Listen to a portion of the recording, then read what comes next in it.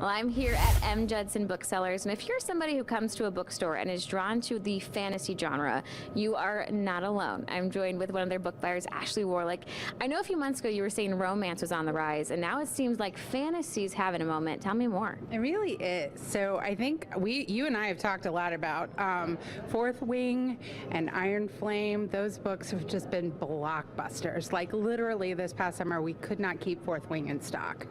And I think that has shepherded in, along with Sarah J. Maas, who we'll talk about in a minute, this real rise in fantasy readership, particularly among young women, but also, people of all ages and men too. And I think rom-com just didn't quite have that same space for everybody. So I think fantasy is really on the rise. Yeah, it's a nice way to kind of really truly escape into kind of a whole new world. And if you're just getting started into fantasy, I know you were recommending the author Sarah J. Maas. Tell me more. Yeah, so Sarah J. Maas's series that begins with The Court of Thorn and Roses, it's 5 books. They're all really thick, which is, again, you get to lose yourself. That has touched off, I think, some of this attention to the genre. And she had a new book come out in a second series earlier this year. We've got The House of Flame and Shadow, and this is the 3rd book in her Crescent City series, and it's got dragons, and it's got magic, and it's got other worlds and other lands, and it's really, really been popular lately. I feel like this is a good investment. It would maybe take you a minute to read through this one. Maybe a minute. Yeah, maybe a minute. There's a few pages there. But if you're somebody who already knows you love fantasy, you have some other suggestions as well for us. Yeah, I've been really, really in love with these books by Heather Fawcett. We've got the Encyclopedia of Fairies and Map of Other Lands.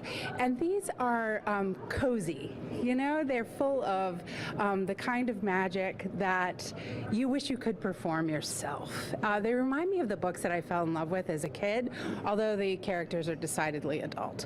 But I think these are definitely for those kinds of fantasy readers that are not looking for anything too heart-racing or gory or Game of Thronesy, but really want something that feels warm.